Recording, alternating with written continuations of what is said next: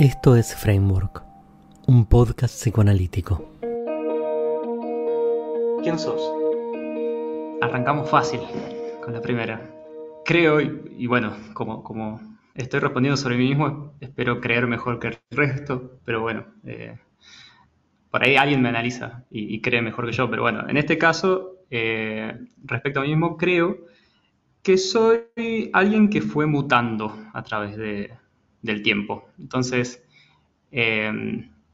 creo que sería justo decir quién soy hoy, que hoy me identifico más como una persona que trata de, a nivel de lo que hago cotidianamente, construir, en particular, productos con tecnología. Hoy soy bastante eso, pero al mismo tiempo soy alguien que está buscando siempre redefinirse. En el pasado he sido otras cosas. He tenido un periodo de músico y me identificaba mucho con la música, con la creatividad, con el arte, más que nada la música y diría la literatura y la filosofía que podemos pensar que es, pero bueno, en esos ejes. Después, cuando vine a estudiar a Buenos Aires, me convertí, si querés, más en un estudiante responsable que trataba de aprovechar el privilegio de poder venir a estudiar y no tener que trabajar. Entonces estaba muy enfocado en eso y ahí tuve variantes. Una variante más vinculada a la ciencia, otra variante más vinculada a la docencia. En ambos casos siempre conociendo mucha gente y tratando de ampliar, si querés, el espectro de para qué estudiar economía, porque yo estudié economía. Después también milité. Y después, si querés, entré en una faceta más relacionado a identificarme yo mediante el hacer en particular en el trabajo y en paralelo una familia. Entonces, diría que la última faceta mía es una mezcla de esas dos cosas. Es construir durante mi trabajo cosas que se usen para algo, que sirvan para alguien. Si querés, una visión medio productivista. Y después, fuera de eso, básicamente construir una relación con mi pareja y con mi hijo. Así que, y todo eso también abre todo un montón de otras cosas, como por ejemplo vincularse con los padres de los amigos de mi hijo.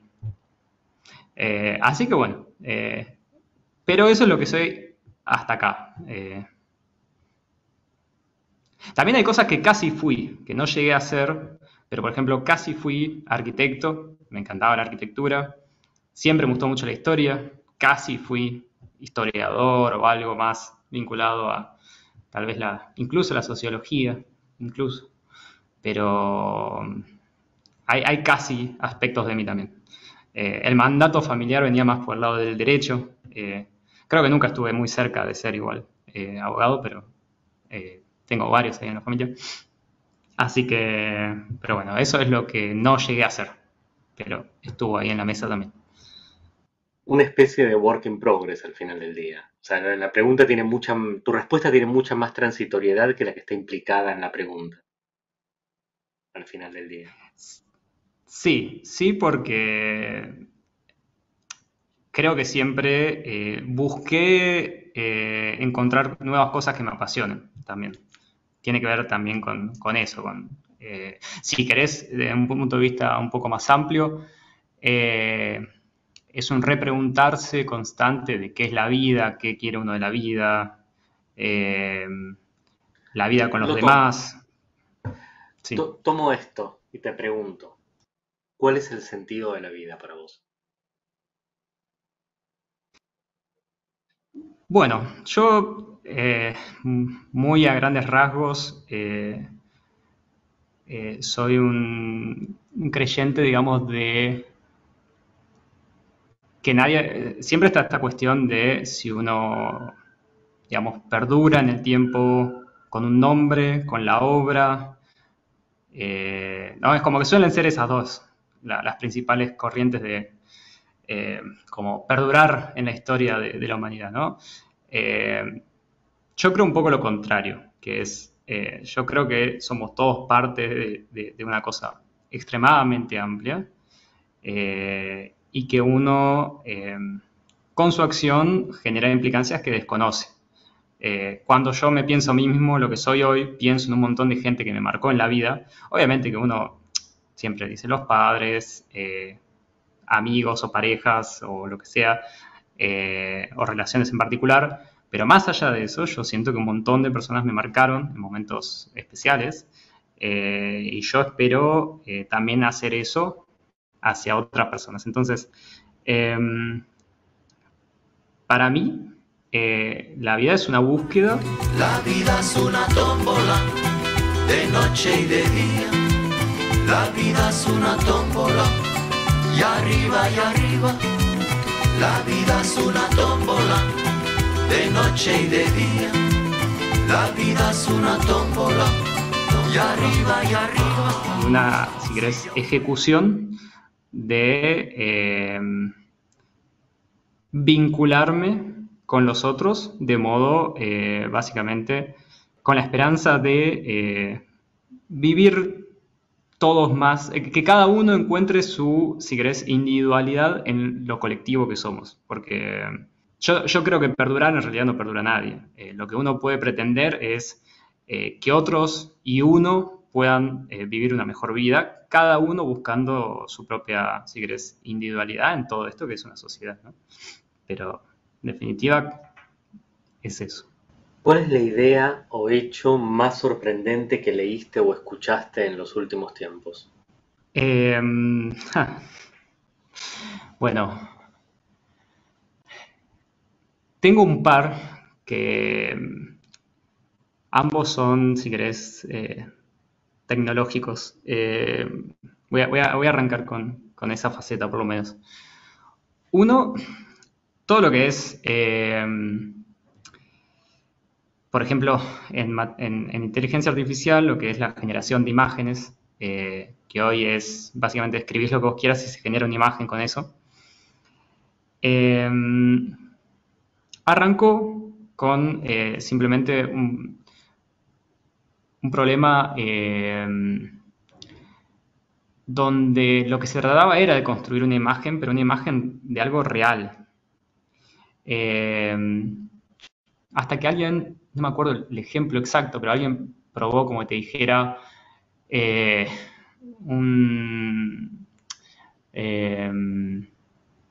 carpincho con forma de acordeón, algo que no tiene sentido, y se generó.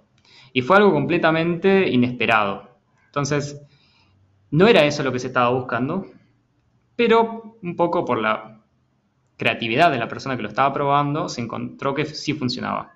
Y hoy, bueno, las posibilidades son inimaginables. El ejemplo más famoso, creo, de los primeros que hubo fue el sillón con forma de abocado, de palta. Ese fue el más famoso de los que arrancaron. Y bueno, desde ahí había una explosión que se ha acelerado a una velocidad que es sorprendente y que para los que trabajamos en esto era inimaginable, o por lo menos más cercano a la imaginación propia de la ciencia ficción, más cerca de un Isaac Asimov que de un científico de este rubro hace 2 años o 3 años, digamos. Eso por un lado. Por otro lado, hay otra cosa que a mí me parece fascinante, que es la colaboración internacional que hay respecto a alguna de estas cuestiones. Y la mezcla entre los ámbitos, ¿no? El ámbito privado, la academia, lo público, empresas, gente que lo hace desde un laboratorio más informal, etc. Una cosa que me encantó fue esta cuestión que hubo alrededor de la búsqueda de los materiales superconductores, que pasó hace unos 6 meses, que hubo un instituto, creo, no me acuerdo exactamente si era de Corea, que decía que había logrado un material superconductor a nivel de presión y temperatura ambiente, y publicó un video medio difuso. Entonces, y una especie de paper sin review, ¿no? Pero lo interesante fue que en Twitter se empezó a armar un montón de comunidad alrededor de eso para tratar de replicar. Finalmente, no era tan así, no era así, Pero lo interesante fue cómo en este caso la ciencia se difundió extremadamente rápido por Twitter, lo cual es algo, no sé, por lo menos inesperado. Y mucho de esto que está pasando en inteligencia artificial hoy se está difundiendo, por ejemplo, por Reddit, por Twitter o por Reddit también. Entonces, bueno, es interesante cómo el avance científico en este momento, si querés, excede los ámbitos que por ahí eran tradicionales hace unos años. En esta sintonía hablaste bastante de en tu trabajo, lo que haces, tu trabajo, etcétera. ¿De qué trabajas? Trabajo en inteligencia artificial. En términos de título, sería un manager de ingeniería de inteligencia artificial. En la práctica, lo que estoy haciendo es un asistente de voz para restaurantes que intenta tomar el pedido para un restaurante en general de comida rápida por voz. Y mi trabajo en particular es implementar lo que tiene que ver con el entendimiento del lenguaje natural. Es decir, dada una frase cualquiera que diga una persona, interpretar eso como una acción o una serie de acciones que hay que hacer, que al final de todo el camino tienen que ser un carrito de compras o un ticket, digamos, donde vos pediste un combo de alitas de pollo con, no sé, una coca, por ejemplo. Gran cantidad de la gente que va a escuchar este podcast, yo no sé quién lo va a escuchar, por ejemplo, está escuchando vos, ahora no sé qué haces o de qué trabajás o quién sos, pero en general creo que la gran mayoría que escucha este podcast son psicoanalistas, y los psicoanalistas sí tienen algo que son básicamente analfabetos tecnológicos, en su gran mayoría. Entonces vos hablas de inteligencia artificial y yo pienso en Terminator. Vos hablas de un operador por voz y yo creo que opera por mí. Entonces, ¿qué es esto? O sea, ¿de qué se trata la inteligencia artificial? Trabajar con estas cosas. O sea, ¿qué estás haciendo? O sea, ¿qué se hace? ¿Cómo es un día en tu trabajo? ¿Te despertás a la mañana, te lavas los dientes, haces caca, cogés, no cogés, no sé, te tomás un coso y vas a trabajar o no vas a trabajar? O sea, ¿qué se hace? ¿Qué es esto? Está buena la pregunta.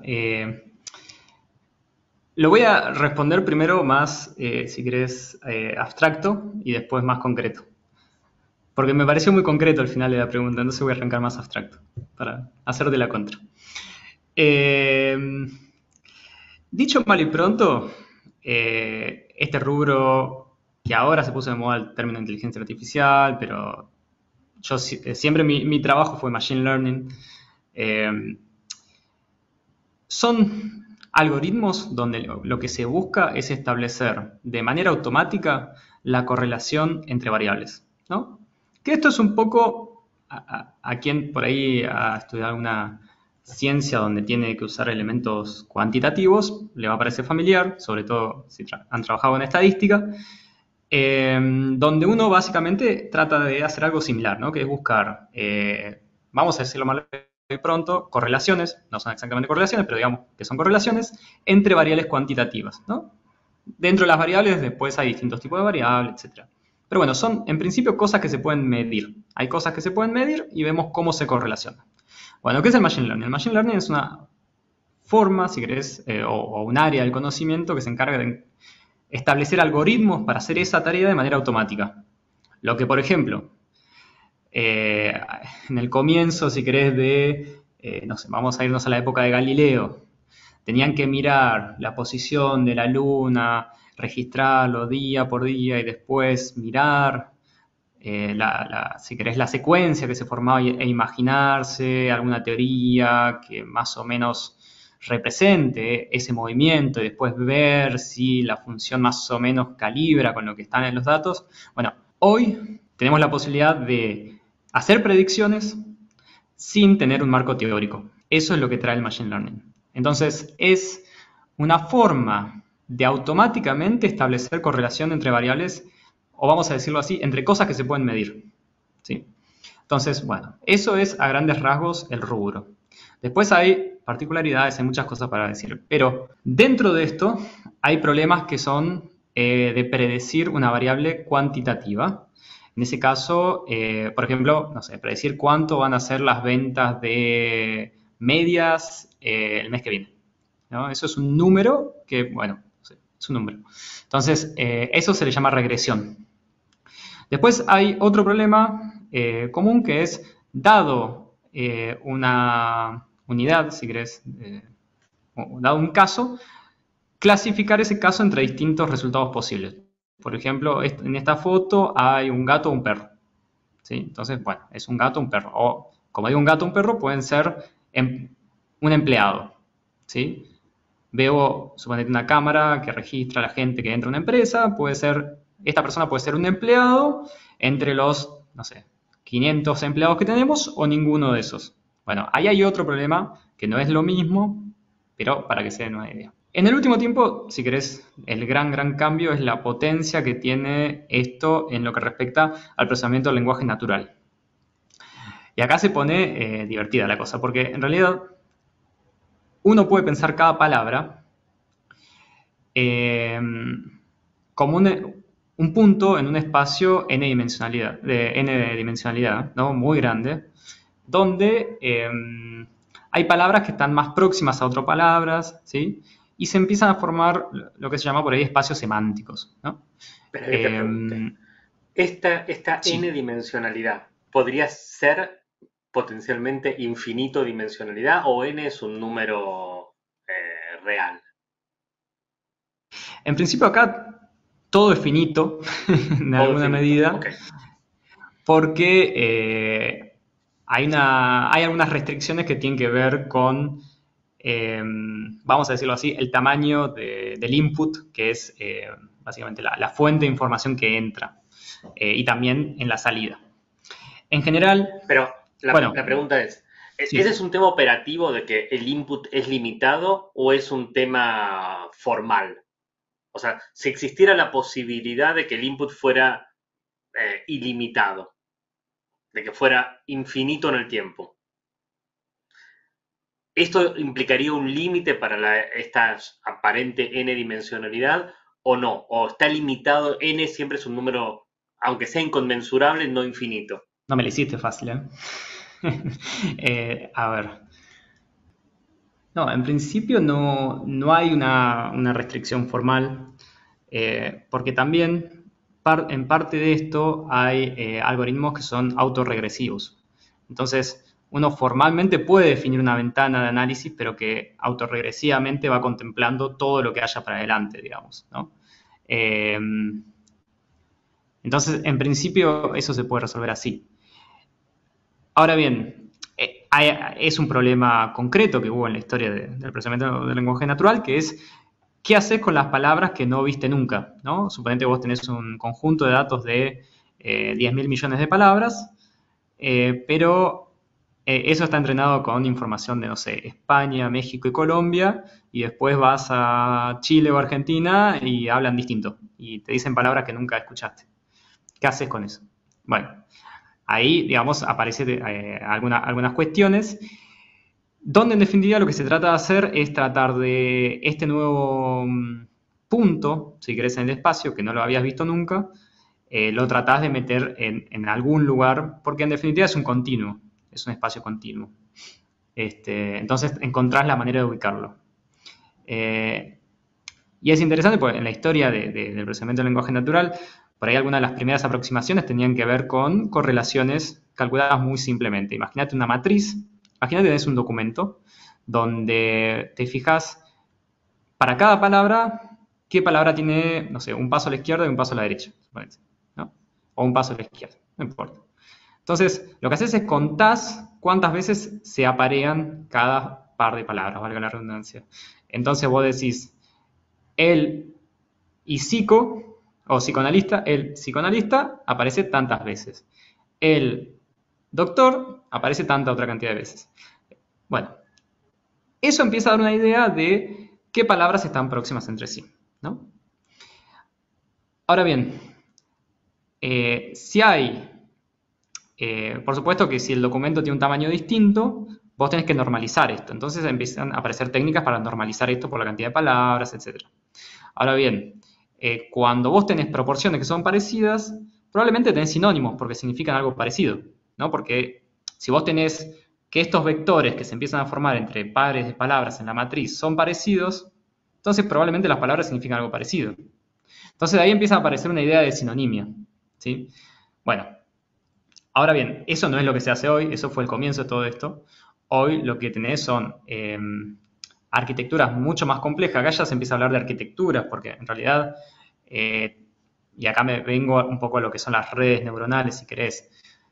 La red neuronal no es más que, vamos a decirlo así, una función que puede tener distinta complejidad, pero en un sentido matemático vos tenés, imagínate una matriz, un vector, y de salida tenés otro vector. Y en el medio pasa un montón de operaciones algebraicas, de mayor o menor complejidad, lo que vos quieras, pero en definitiva no es más que eso. Y lo que hay son algoritmos y técnicas ultra complejos para aprender los valores de las matrices que están en el medio. Y bueno, ahí me fui un poco por las ramas. Pero vos o sea, no sé si vos específicamente, pero la gente que trabaja en esto, en esa industria, trabaja en la creación de esos algoritmos.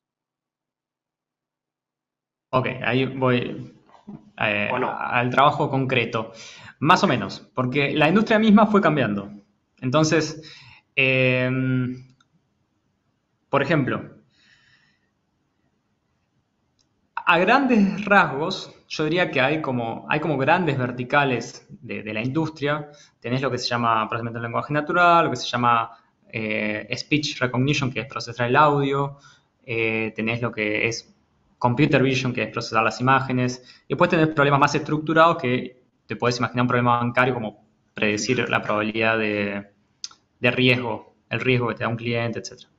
En estas verticales lo que ha tendido a pasar es que mucho del trabajo que anteriormente tenía, vamos a decirlo así, un componente muy fuerte de trabajo manual de diseñar alguna parte de esto, la verdad es que se fue estandarizando. Entonces, hoy hacer algoritmos en esto prácticamente no lo tiene que hacer nadie, solo tienen que hacer quienes están muy, muy, muy en la frontera de esto, probablemente en Google, en OpenAI o algo por el estilo.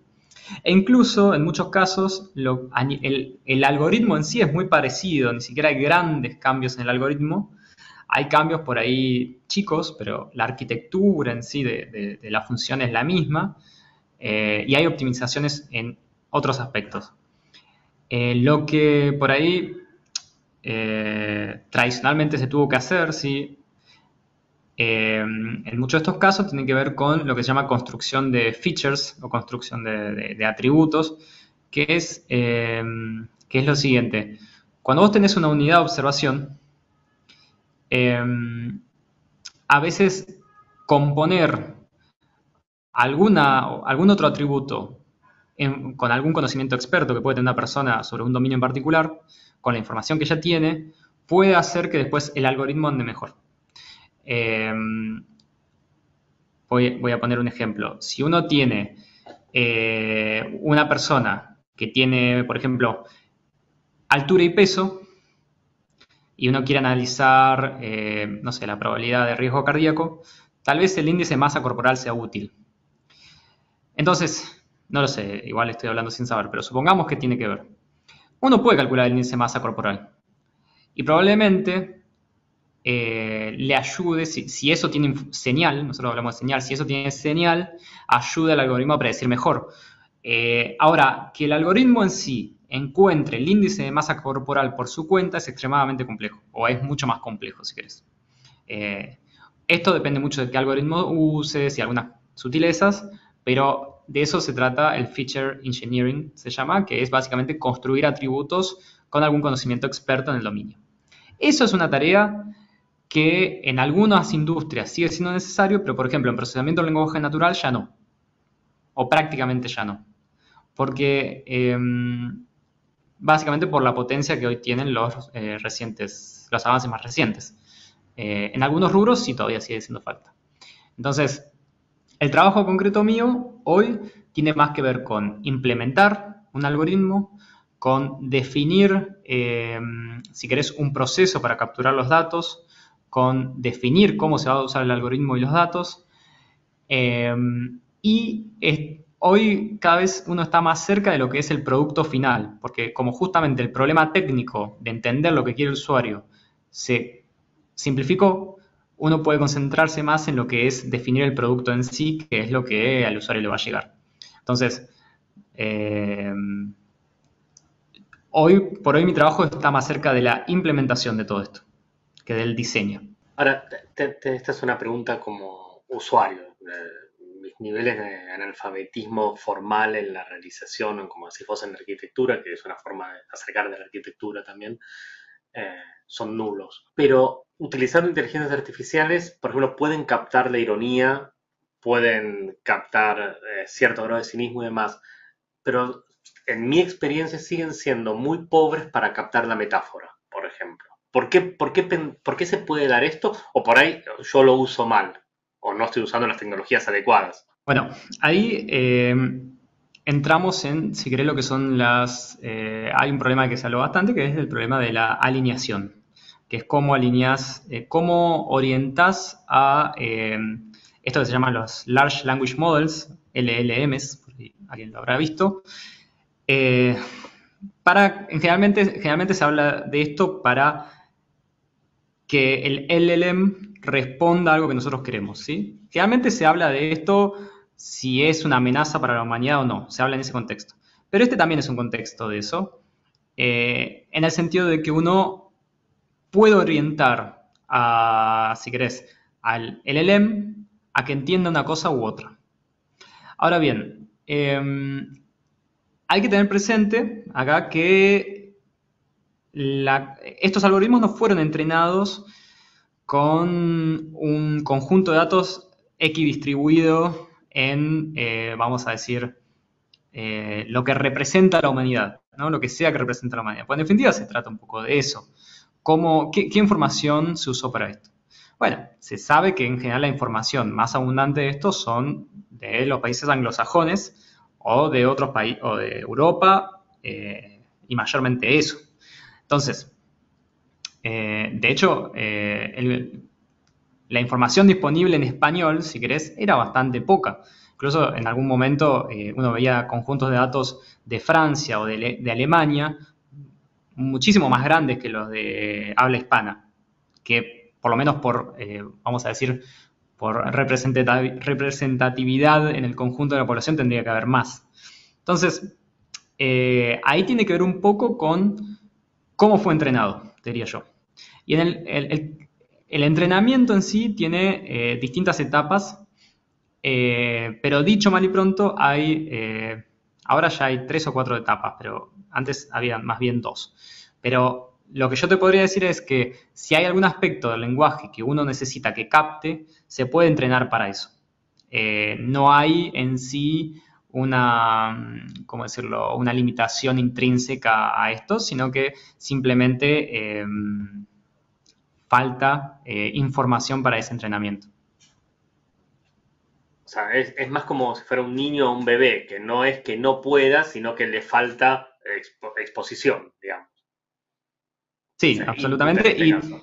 Okay. Y si vos le das un par de ejemplos de metáforas como contexto y le presentás una metáfora nueva, seguramente entienda que es una metáfora.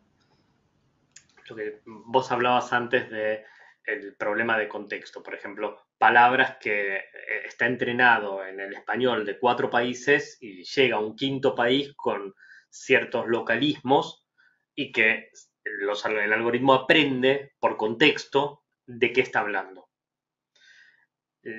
Es virtualmente infinita la capacidad de metáfora. O sea, uno podría armar metáforas que incluso otro humano podría no entenderlas. Estamos muy familiarizados con querés venir hoy a la noche a ver Netflix a casa, que es una invitación metafórica a hacer bebés o al menos el trámite para hacer bebés. Pero hay metáforas que pueden ser infinitamente crípticas. Esto sería, digamos, si bien la limitación no existe, se podría potencialmente, aunque no se haga hoy, entrenar una inteligencia artificial para que pueda entender, decodificar o incluso captar el color metafórico del enunciado. Sí, y además te doy un paso más. También le podés pedir cosas que estoy seguro que la mayoría, incluyéndome a mí, no puede hacer. Por ejemplo, si vos le pedís que te haga una poesía sobre X tema, donde cada palabra comience con una letra distinta y que tenga una rima determinada, es muy probable que esté bastante cerca de poder hacerlo.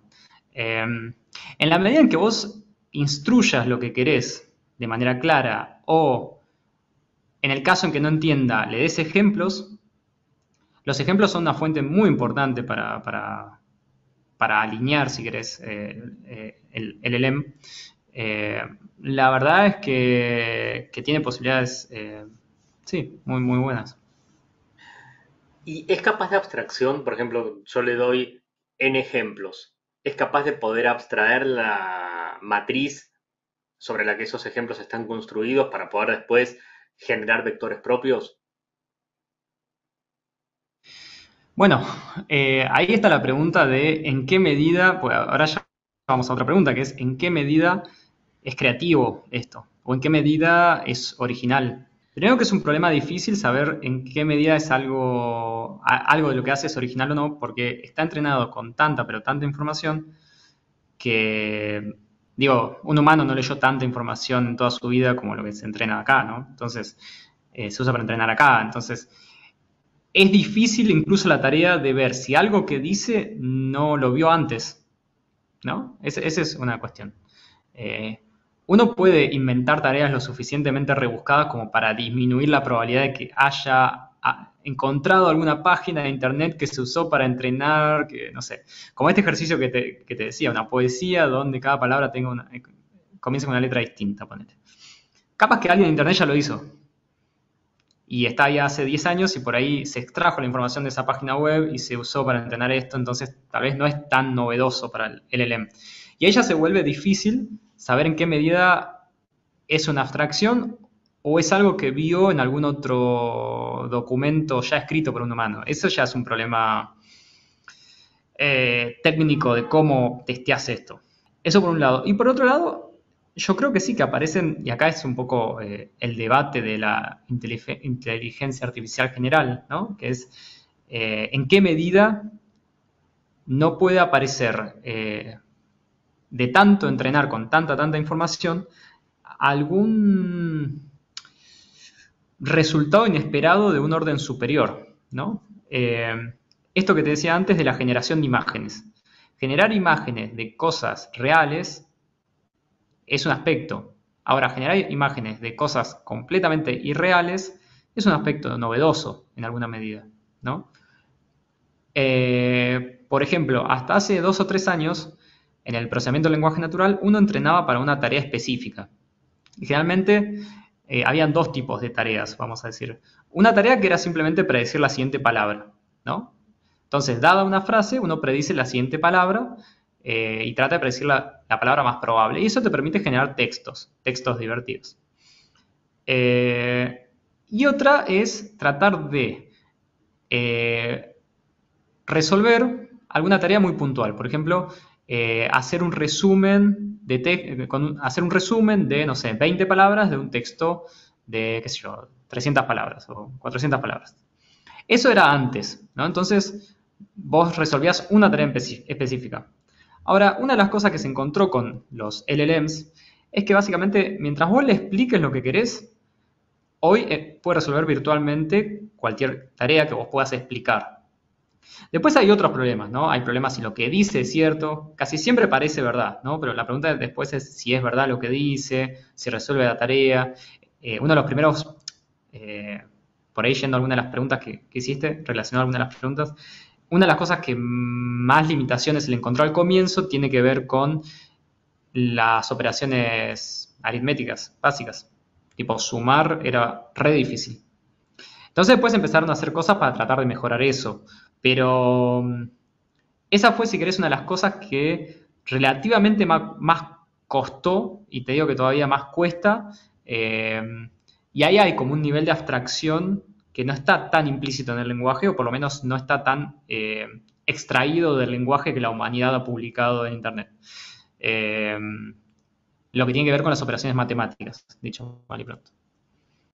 En la misma línea, para vos, es casi imposible de decirlo con cierta certidumbre, pero para vos, ¿cuál sería el futuro de tu profesión, de tu área de trabajo y de estos temas de los que estamos hablando? No te digo el futuro del año que viene, te hablo del futuro del futuro futuro. A mí siempre me gustó la jardinería, así que me parece que me veo ahí. Eh, no, a ver, la verdad es que el trabajo hoy de la persona que hoy la persona que trabaja en Machine Learning como yo tiene por un lado su tarea mucho más fácil en alguna medida, porque efectivamente es más fácil hacer cosas que antes eran más difíciles, en particular en el procesamiento del lenguaje natural. Eso por un lado. Por otro lado, eso volvió rentable proyectos que de otro modo no hubiesen sido rentables, con lo cual surgen muchos productos nuevos. Entonces, hoy, no sé, por los próximos 2 o 3 años tal vez, hay un montón de inversión que está yendo a este rubro y van a surgir un montón de pequeñas empresas que van a tratar de hacer productos novedosos con esto. Ahora, cuando eso se estabilice, a mí me cuesta ver en principio que haya un montón de futuro. Es como si yo te dijera, bueno, los procesadores de texto, tipo el Word, en algún momento se hicieron, pero una vez que se hicieron, bueno, ¿cuánto laburo nuevo hay para hacer? Y capaz que le ponen, no sé, que ahora la letra esté en negrita, que la letra esté, no sé, en cursiva, que sea más grande, más chica. Pero una vez que eso más o menos está hecho, más o menos está hecho. O imagínate los buscadores como Google. En un momento hubo una proliferación de buscadores de texto, donde finalmente ganó Google. Y bueno, Bing ahora está resucitando, pero no es que hay un montón de trabajo relacionado a hacer nuevos buscadores como Google, porque ha dominado el mercado. Entonces, yo creo que se van a ir ocupando espacios porque hay un abanico muy grande de posibilidades hoy por hoy, pero en algún momento va a pasar el hype. Va a pasar el hype y va a haber trabajo más chico, creo yo, en lo que respecta al procesamiento del lenguaje natural. Después, lo que ahora se está viniendo, pero hay que ver en qué medida se abarata, en qué medida llega a Latinoamérica, es todo lo que tiene que ver la implementación de esto en robótica. Hay unos avances en robótica que también son enormes y mezclar robótica con procesamiento del lenguaje natural, con computer vision, con sensores, etcétera, etcétera, va a abrir un montón de posibilidades también. Pero creo que mi profesión en sí se va a tener que ir modificándose con estos vaivenes tecnológicos que van a ser vaivenes de 2, 3 años y está cambiando todo muy rápido, así que... Pero esa es la velocidad, digamos, cada año hay un gran impacto tecnológico y cada 3 años se van a estabilizar nuevos productos, creo yo. Tengo 2 preguntas conjeturales. Una es, ¿te imaginas, si es que estás familiarizado con el tema, algún tipo de macropotencialidad en la aplicación de esto en, por ejemplo, ordenadores cuánticos cuando tengan otro tipo de disponibilidad y el salto cualitativo que esto podría implicar? ¿O estaríamos más o menos con el mismo limitante, aunque tengas una aceleración por hardware mucho mayor? Y número 2, ¿qué pensás si fuera tan siquiera posible, cuando vos hablabas de las variables cuantitativas o lo que se pueda medir, si fuéramos capaces de utilizar tecnología matemática obsoleta, o sea, no obsoleta, pero vieja, los desarrollos en teoría de las catástrofes de René Thom, que en donde se puede medir cuantitativamente el cambio cualitativo? ¿Cómo esto si se podría alimentar potencialmente, que supongo que sí por lo que dijiste, y si sentís que esto ampliaría sensiblemente el horizonte, o estaríamos en la misma dando vueltas con otros colores? Bueno, voy a arrancar por la primera. Hoy por hoy una de las grandes restricciones, si querés, justamente es la capacidad computacional. De hecho, hay hoy en el mundo una carrera por comprar GPUs. Meta, creo que anunció recientemente una inversión de $10.000 millones en GPUs, y los órdenes de magnitud son esos de inversión. Espera, GPU para la gente que nos está escuchando. ¿Qué es un GPU? Es una, vamos a decir, una pieza de hardware que es muy eficiente para hacer cómputos simples. Que todo esto está basado en cómputos simples, pero muchísimos cómputos simples. Ok. Así que, digámoslo así, es lo que tienen son las placas de video que tienen las computadoras para jugar juegos, digamos. Ok. Bueno, entonces, hoy es un gran limitante y la verdad es que cuando uno ve los avances que hubo de OpenAI en particular, que es el que viene adelantado en esto, que pasó de GPT-2 a GPT-3 a GPT-4, y la verdad que cada uno usó más datos y mucho más poder de cómputo que el anterior, además de otras cosas. Ahí hay un debate que es importante, que es, todos estos avances se hicieron con la misma arquitectura, esto que hablábamos antes, o una arquitectura muy similar. Se ve que con más datos y más poder de cómputo esto mejora. Y hay un debate, si querés, en la comunidad científica y en la comunidad empresarial también, que es si este avance puede ser infinito o no. El avance infinito, vamos a decir, ahí entramos en el debate de qué es la inteligencia artificial general, ¿no? Que es un debate en sí mismo, pero hay quienes dicen que se puede alcanzar eso como, si querés, un efecto de segundo orden que se produce por simplemente ir mejorando esta arquitectura con más poder de cómputo, ¿sí? Como si a esta arquitectura le metes más datos, más datos, más datos y más poder de cómputo, en algún momento te sale un bicho consciente, vamos a decirlo así, ¿sí? Que es consciente, que puede ser bueno o malo, o puede pensar lo que quiera. Y hay otros que dicen que no, que para eso hace falta un cambio científico y radical. Esto tiene que ver, y acá lo describo brevemente, tiene un poco el origen como decía antes, en esta arquitectura, que es lo siguiente. El algoritmo, dicho mal y pronto, en este caso es, uno pasa una secuencia de texto, ¿sí? Y dada la última ventana de texto, que pueden ser, no sé, 2.000 palabras, ¿sí? Las últimas 2.000 palabras, uno trata de predecir la siguiente.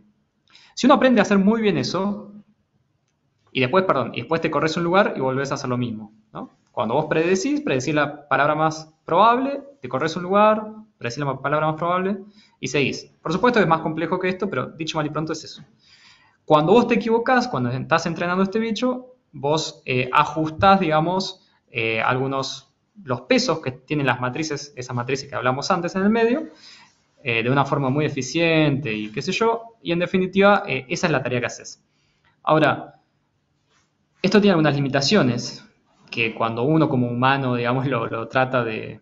Cuando uno como humano piensa, es común que uno empiece una línea de pensamiento, en el medio la corte, la interrumpa, vuelva para atrás, o salte para otro lugar completamente distinto, que no esté relacionado a lo anterior. Después hay debates sobre que el texto en realidad es una fuente de información que tiene poca señal en principio, y que la imagen y el audio tiene una cantidad el ancho de banda de la imagen es mucho mayor que el del texto. Eso es lo que dice, por ejemplo, Yann LeCun, que es una de las personas que más está en este debate. Un poco lo que argumenta es necesitamos una arquitectura distinta, porque en definitiva hoy las capacidades, vamos a decirlo mal y pronto, cognitivas de estos bichos que tenemos ahora, no son mucho mayores que lo de un chico, ¿sí? De 3 o 4 años, en el mejor de los casos. Exceptuando, bueno, algunas cuestiones del lenguaje, pero en definitiva no hay, y acá entramos otra vez a qué es la originalidad, ¿no? ¿Qué es construir algo nuevo cuando ya viste tanta información? Es un poco, si querés, el problema de Funes, el memorioso, ¿no? ¿Está memorizando o no está memorizando? ¿En qué medida está memorizando?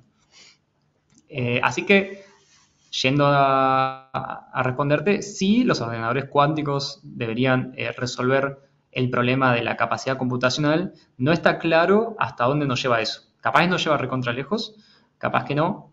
Y después hay aplicaciones de esto que, a ver, todo lo que todos imaginan es tener un asistente personal que te conozca a vos, que aprenda de vos, que aprenda tus gustos, que te acompañe a todos lados, que esté en todos tus dispositivos, en tu celular, en tu televisor, en tu heladera, en tu inodoro, donde vos necesites, y que, bueno, te acompañe por la vida. De hecho, Tesla ahora lo está metiendo en los autos. Bueno, Es un poco el concepto de Smart Home, pero súper smart y por todos lados. ¿Hasta qué punto eso, no sé, es útil? Bueno. Y después hay una serie de trabajos que sí están en serio riesgo. Digamos, todo trabajo que implique una comunicación que sea más o menos estructurada, donde lo más en riesgo tiene que ver con lo que es call centers, ¿sí? Donde hay una comunicación que está casi guionada. Ese es el tipo de trabajo que hoy está un poco más en riesgo. Y hay todo un gradiente. Como hay un gradiente, si bien hay trabajos que sí, medio que se sabe que es difícil que sobrevivan en la misma cuantía, pero como hay un gradiente y hay sectores que se van a volver más rentables, o mejor dicho, proyectos nuevos o productos nuevos que se van a volver factibles técnicamente y económicamente, también van a surgir negocios nuevos. ¿En qué medida el neto de eso va a ser positivo? No lo sé. Y en principio la veo difícil. Pero bueno, lo voy a dejar ahí y paso a preguntarte sobre la segunda pregunta que me hiciste. Si me comentás un poco más de la teoría de las catástrofes, a ver si te puedo responder que no estoy tan familiarizado. Básicamente, René Thom, un matemático francés, lo que inventa es una forma de cuantificar el cambio cualitativo. Por ejemplo, en qué momento un temblor se convierte en terremoto. En qué momento un malestar se convierte en enfermedad o en náusea. Es la posibilidad de ver cuando, por ejemplo, hay un incremento cuantitativo, ese incremento cuantitativo desencadena un cambio cualitativo. Lo hace fundamentalmente en un libro que se llama Estabilidad Estructural y Morfogénesis, y fue en su momento revolucionario. No se pudo desarrollar mucho en términos técnicos, sí se desarrolló mucho en términos de a qué cosa se puede aplicar esto. Bueno, respecto a esto, a la teoría de las catástrofes, ahí lo que pienso es que por un lado al haber un cambio cualitativo hay algún tipo de, digamos, definición que cambia o algún concepto que es distinto. Pienso en, no sé, una larva y una mariposa, ¿sí? Uno sabe que uno es distinto al otro y hay un cambio cuantitativo, al menos en la cantidad de días que vivió, vamos a decirlo así, o en otras cosas. Ahí, como humano, uno creo se vale de varias cuestiones. Desde la imagen, desde la definición que uno puede hacer semánticamente de algo, ¿no? Es como, dicho mal y pronto, una mezcla de ambas cosas. Yo te puedo describir la diferencia entre una larva y una mariposa. Hay otras diferencias que yo no te podría describir porque no sé. Pero en las que sí sé, creo que puedo hacer una definición diferente. Por lo menos creo. En la medida en que eso puede ser capturado semánticamente, me imagino que sí, que el desarrollo en LLMs efectivamente puede captar o puede, si querés, de algún modo ayudar a encontrar eso. Ahora, entiendo que acá estaríamos mezclando dos de estas verticales que dije que eran diferentes, ¿no? Porque de un lado tenés, por ejemplo, variables cuantitativas, supongamos que tenés la señal de un terremoto o de un sismo, una vibración, ¿sí? Tenés la señal de eso, pero al mismo tiempo tenés una definición de lo que es un sismo, de lo que es un terremoto, o vamos a decir, ¿cuál es la diferencia entre una brisa y un huracán? ¿Es solamente una cantidad de viento que se desplaza? Por ahí sí, o por ahí hay algo más. Si ese algo más lo podemos definir, entonces es algo que entra en el mundo de lo que se puede captar con los LLMs. Ahora, lo que todavía no está hecho es juntar las dos cosas. Juntar variables cuantitativas, variables continuas, digo, por ejemplo, de este lado, ¿no? Con algún tipo de información, si querés, más definicional del otro. Y ni que hablar con imágenes. Recién ahora se está empezando a hacer lo que se llama multimodal, que es mezclar, por ejemplo, imágenes y texto. Pero la tecnología va hacia la mezcla de todo esto, la mezcla de imagen, de texto, de sonido, y el paso siguiente va a ser de otra información, por ejemplo, sí, una variable continua que puede ser, no sé, algún sensor que te mide algo. Va hacia ahí, no está todavía, pero va hacia ahí. ¿Qué aporte sentís que este área, esta galaxia de cosas puede hacerle al psicoanálisis? Algo que yo creo que para lo que sirve esto, pero que como herramienta está aún en pañales, es que permite el diálogo a través de un medio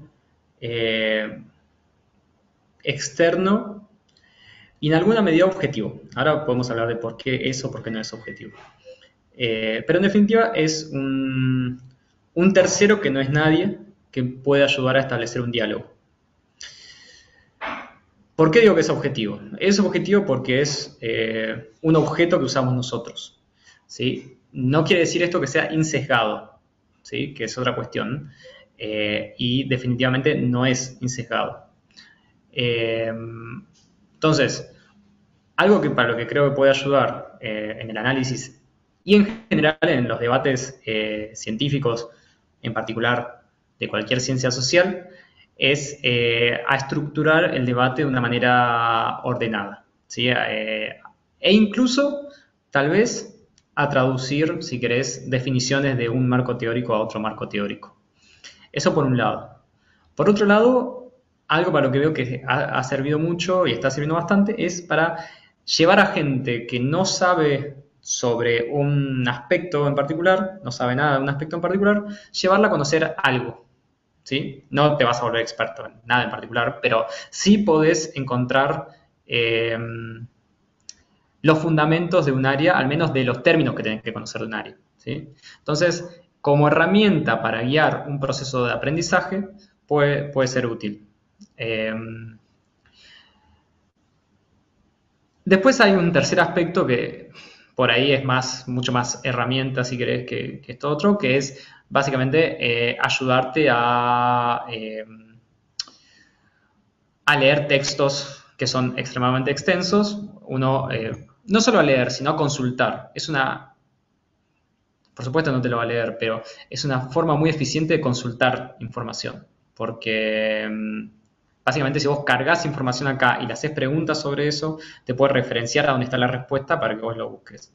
Es, si querés, en el sentido más una herramienta para guiar la escritura si te estás basando en algo que ya leíste y no querés buscar la página. Eso te puede ayudar. Pero yo creo que el aporte más interesante para ciencias sociales en el largo plazo, ¿no? Ya tiene que ver con ayudar a estructurar el debate de un modo más objetivo y menos ideológico. Lo cual es cuestionable lo que estoy diciendo, ¿no? Es muy cuestionable. Pero es mi esperanza, vamos a decirlo así, esa es mi esperanza. Que no es poco al final del día. ¿Cuál es el misterio más hondo que hoy acompaña tu vida? Bueno, creo que el misterio más hondo, en mi caso, o la duda así más profunda, yo pasé por un momento de disfrutar y tener tiempo para disfrutar mucho de aprender, ¿sí? De estudiar, de aprender, de estudiar y hacerlo casi como una tarea casi lúdica, porque lo disfrutaba mucho. Ahora, como te comentaba, pasé una etapa, si querés, más de hacer. También encuentro mucho placer en el hacer. La pregunta que me da es, o la duda, o el misterio que me queda es si algún día podré volver a eso otro. Y si querré volver también. Porque en algún punto, por mucho tiempo, le di mucho valor al aprendizaje académico, ¿sí? Porque en definitiva, buena parte de la carrera la hice pensando en eso, en tratar de encontrar respuestas, ¿no? Y disfrutaba mucho ese camino. Ahora disfruto mucho este otro camino. No sé si podré volver a disfrutar ese camino, aunque después decida no hacerlo, pero Porque también tiene que ver con el valor que uno le da al conocer por el conocer, ¿no? Tipo es decir, al intelecto por el intelecto en sí. Se juega una cuestión también de valores ahí, ¿no? ¿Qué es lo que uno valora? ¿Qué libro estás leyendo ahora? Estoy leyendo, se me fue el nombre, pero Historia de las Naciones, creo que se llama. Es un libro de algo que también me fascina, son un montón de escritores, cada uno es de un país distinto, donde cada uno habla de su país y de qué forma la identidad de la nación. Y generalmente hablan mucho de la aproximación a la historia de la nación, ¿no? Son como 40 países en donde distintas personas hablan de su país. Y es muy interesante porque uno ve, por ejemplo, la aproximación en China a la historia. Hay registros antiquísimos de historiadores en China. Y es casi lo contrario a Estados Unidos, que es un país que nace sin historia. Es decir, y reivindicando que no hace falta la historia porque van a construir el futuro, porque están haciendo un método de gobierno nuevo, por ejemplo, ¿no? Bueno, y así cada país tiene sus propias particularidades. Muy interesante. ¿Qué habría que inventar en el mundo? ¿Qué falta inventar? O sea, ¿qué invento sería necesario? ¿Qué cosa habría que inventar en el mundo hoy? Falta inventar la máquina para discutir sin ideología. El mediador. No, a ver, vuelvo un poco al problema, que es un problema, en qué medida el método científico se puede ejecutar, ¿no? Cuando uno se mira a sí mismo o mira a otros humanos. Si uno ve, por ejemplo, el avance en la física o, bueno, las ciencias que están, si querés, más pegadas a algo que se puede medir, que no sea humano, propiamente, al menos humano, el avance en la capacidad de medición tuvo un correlato en el avance de la ciencia. Y esto, si querés, la inteligencia artificial es un paso más de eso, porque es básicamente automatizar el proceso de búsqueda de correlaciones, dicho mal y pronto. Ahora, en la economía, por lo menos, y en otras, se mezcla, digamos, la búsqueda, si querés, de un conocimiento nuevo, o vamos a ponerlo más abstracto, la búsqueda de la verdad, con un montón de otras cuestiones que tienen que ver con la vida humana también. Entonces, ¿en qué medida eso es un límite a la ciencia? Bueno, yo creo que hay un límite ahí, ¿no? A la ciencia. No sé en qué medida se puede superar con una máquina. Ahora, si se pudiera superar con una máquina, estaría bueno, sería útil. Ya casi terminando y dejando que estas ideas cobren la libertad que puedan en la mente de quien nos está escuchando. ¿Qué querías decir o callar y no te pregunté? En un momento me quedé pensando en otros avances que está trayendo la inteligencia artificial, que no son tan visibles, pero que creo yo van a tener un impacto más grande en la humanidad, que tienen que ver con cómo esto se usa para justamente otras áreas de la ciencia, porque esto surge como algo muy propio de, si querés, de la computación, vamos a decir, la ciencia de la computación, vinculado a lo que es la lingüística, porque en definitiva fue uno de los problemas que se empezó a tratar con esto hace mucho, pero hoy se expandió a otras áreas. Entonces, esto se expandió, por ejemplo, recientemente, mucho de esto impulsado por DeepMind, que es una empresa de Google, a la búsqueda de nuevos materiales, por un lado. Por otro lado, hace un tiempo resolvieron un problema o avanzaron mucho en la resolución de un problema que tiene que ver con la estructura tridimensional de las proteínas. Entonces, esto no es algo ni que es simplemente para la gente que está en computación, ni es algo que simplemente es para, no sé, hacer productos que te permiten hacer una imagen de un perrito con sombrero, sino que esto va a llegar y está llegando a otros campos y yo creo que va a cambiar fuertemente Sí, cómo se hace ciencia y qué es hacer ciencia, por lo menos en otros rubros. Me queda todavía la duda de cómo va a ser en las ciencias sociales, porque ahí todo esto tiene que ver justamente con la posibilidad de medir cosas. Incluso reformular la idea que tenemos de ciencia, o sea, ¿qué entendemos por ciencia? O sea, no solamente una nueva forma de hacer ciencia, sino una nueva ciencia para hacer. Sí, yo creo que esto nos pone delante al menos los límites de la ciencia como la tenemos, como la conocemos hoy. Veremos qué surge después, pero yo creo que sí. Que esto nos va a requerir de un cambio más profundo. ¿Hay algo que me quieras preguntar o no? ¿O para alguna pregunta me quieras hacer para que responda o no responda?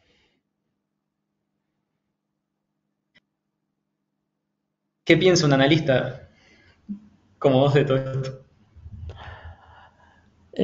¿Hacia dónde lleva la ciencia del analista, el psicoanálisis? Bueno, justo uno de los episodios de esta temporada es sobre que el psicoanálisis no es científico. Tendría que cindir la respuesta en dos. Me interesa mucho más como humano que como analista. Como analista creo que las potencialidades de esto son enormes. No pienso que, bueno, es una discusión que hay bastante en el microclima del psicomundo respecto de si las inteligencias artificiales van a terminar reemplazando la tarea del analista. Yo entiendo que no, porque hay una radicalidad. Y en todo caso, si se llegara a hacer esto, que el desarrollo de inteligencias artificiales, para usar el nombre que se usa hoy, o lo que, en lo que esto devenga, si se puede reemplazar a los analistas, sería para bien al final del día, dado que hay un límite en el instrumental que tenemos los analistas, que es que tenemos una personalidad y que eso es un obstáculo epistemológico para la realización de la tarea.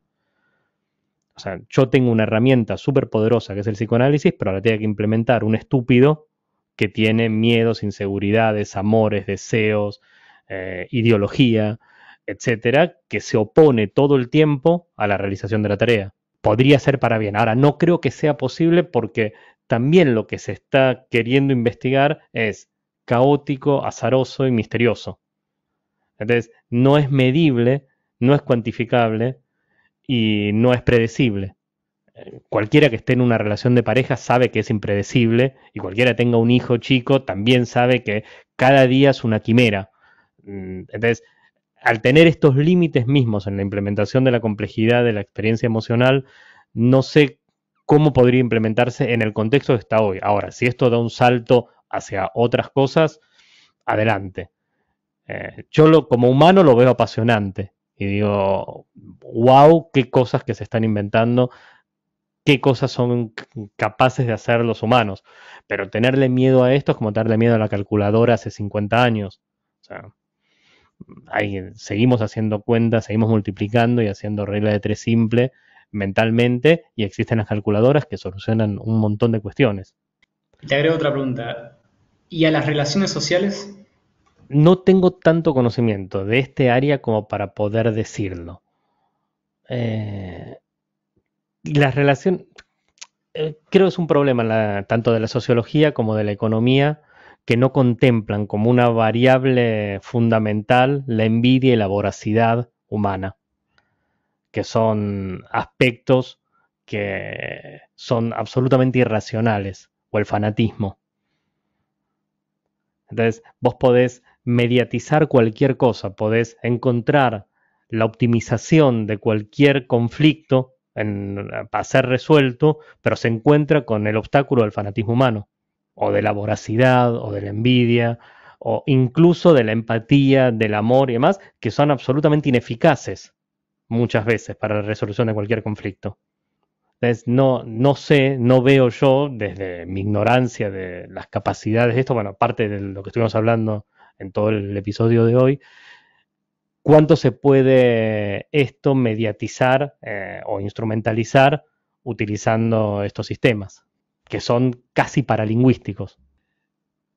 Por último, la persona que respondió antes de vos te dejó una pregunta para que respondas.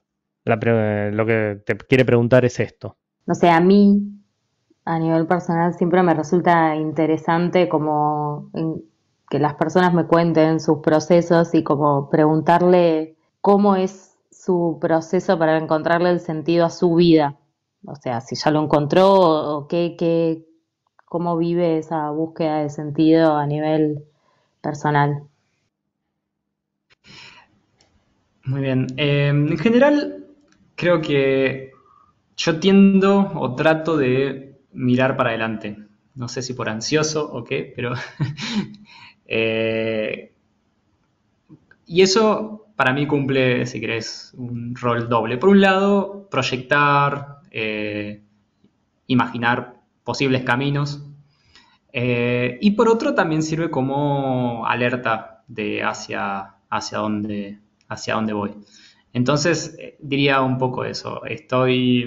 Soy una persona que está muy en el presente, pero fantaseo mucho con el futuro, con proyectos, me lo tomo como un juego y bueno, y a veces cuando siento que alguno tiene sentido, bueno, encaro ese proyecto. Pero diría así, estando mucho en el presente, pero jugando mucho al futuro. Finalmente, déjame una pregunta para la persona que responda después de vos. Algo que te gustaría que respondiera. ¿Qué limitación en vos mismo o vos misma sentís que tenés o que tuviste, pero que has logrado enfrentarla o por lo menos reconocerla y avanzar sobre eso? Perfecto. Bueno, hasta aquí hemos llegado. No tengo sino gratitud por destinar tanto tiempo, tanto conocimiento, tanta claridad para transmitir ideas que son a todas luces complejas y que están casi en el límite de nuestra capacidad de entendimiento. Para mí fue uno de los episodios más interesantes y más nutritivos y que creo que tanto para mí como para quienes están escuchando en este momento es una especie de árbol de diana florecido con infinitos modelos que seguramente podamos usar de manera instrumental con nuestros pacientes y también para seguir pensando. Así que voy a decir tu nombre, que no lo dijimos nunca hasta ahora. Cuando te pregunté quién sos, tampoco lo dijiste, Leonardo. Así que quería agradecerte, Leo, en serio, muchísimo y todo el amor. Gracias por invitarme, la verdad que la pasé muy bien. Y como siempre son súper profundo y encontrás el punto justo de las cosas. Así que, salvo cuando te pasás del punto justo de las cosas, pero a propósito, lo cual también está bueno. Así que te agradezco. Ay, nos requeremos. Gracias, querido. Gracias.